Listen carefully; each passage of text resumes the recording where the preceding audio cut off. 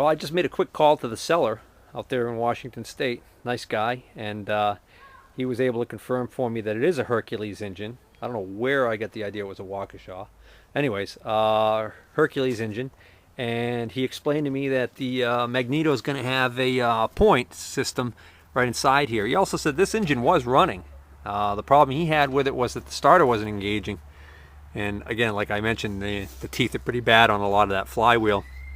Make a long story short, now that I got it cranking, I should be able to take this cap off. He said it's pretty recent points on that too.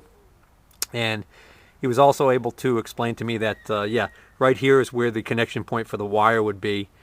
This wire would go to that ignition switch, and when this point is grounded, that kills ignition on this tractor. And with it disconnected like this, there's no reason why it shouldn't fire. So he suggested cleaning the points. They're probably corroded. He also was able to solve another mystery. I saw these little metal caps on each one of the plug wires here, and he explained to me that this is not the original casting of for this Magneto, for this engine. He's got the original one, and the reason why he changed this out, he's got the original military one, and the military one had a metal cap here that actually had, instead of push-in wires like this, it had a screw-on type configuration, and it stuck out a lot further. And in order to give more working room here at the back, he decided to change it out to the civilian version, which is this one, which has this plastic cap, which you can unscrew this cap and get it off, and you've got some clearance there. And he had just left the original little keepers on here. So that explains a lot. So I'm going to open this up. Well, easier said than easier done. These two screws are easy enough to get out, but those two back ones are just going to be quite a bear. I can use my 90-degree screwdriver to probably get this back one here, but this bottom one here, the back side there, ooh, it's going to be a little trickier just because there's like no clearance in here.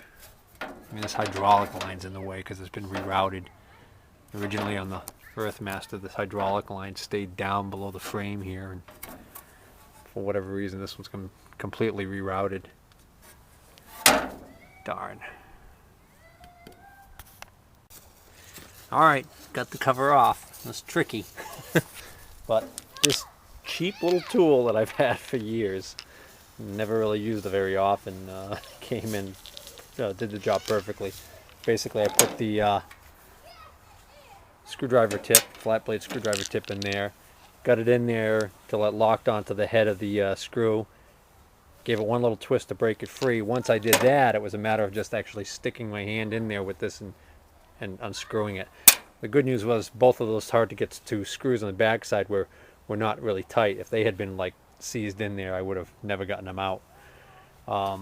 He had said that these points were fairly new, and they do look pretty good. You can actually see them right here.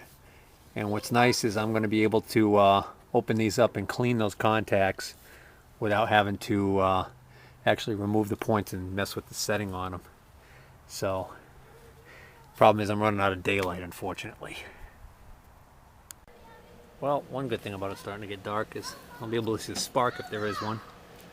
I cleaned the points, put the cap on just with a couple of screws, since those two screws are so hard to get in. Just to see if I get spark, then I'll worry about getting those screws back in. Alrighty, let's see what we got. Look at that, spark. In case you missed it. Oh, hold on.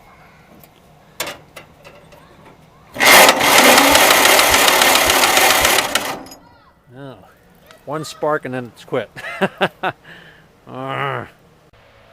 Alright, it's day 2 of messing around with trying to start this engine, and I had to quit yesterday because it got too dark, and today it's already late afternoon. It's quite a bit cooler than yesterday was, but we'll give it a shot. So I'm going to take this cap back off.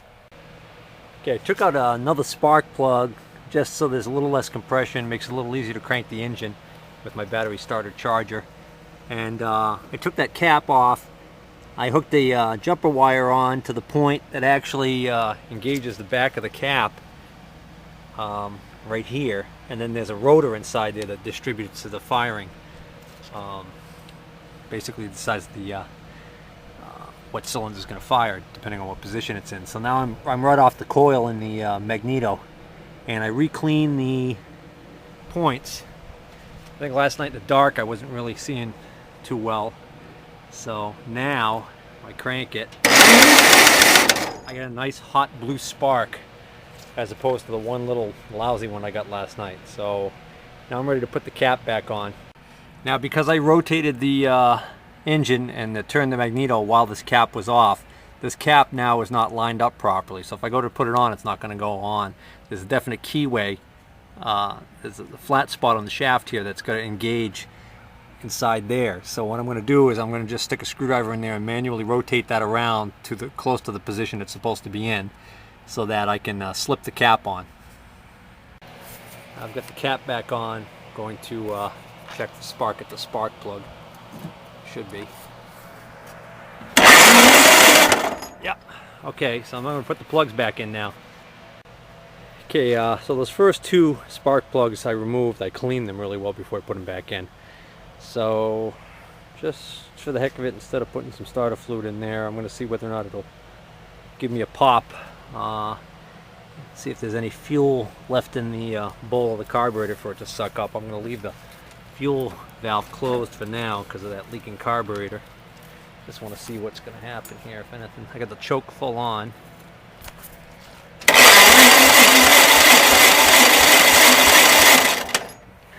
Well, might not be any fuel left in that carburetor. I'm going to open up the fuel. Alright, try it again.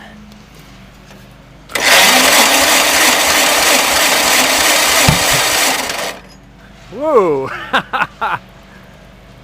Big backfire out of the muffler there. Oh yeah.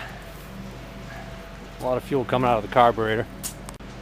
Well, I shut the fuel off to stop the fuel flow to the carburetor. Again, now there's some in the bowl. Might still be able to get it to pop off again. That right there, not sure what that might have been. That, I mean, it could very well be an exhaust valve that's stuck open, hanging open. And it might have been on the compression stroke right there and fired with the valve wide open. That might explain that. Or it's just a really rich mixture, I don't know. Let's see.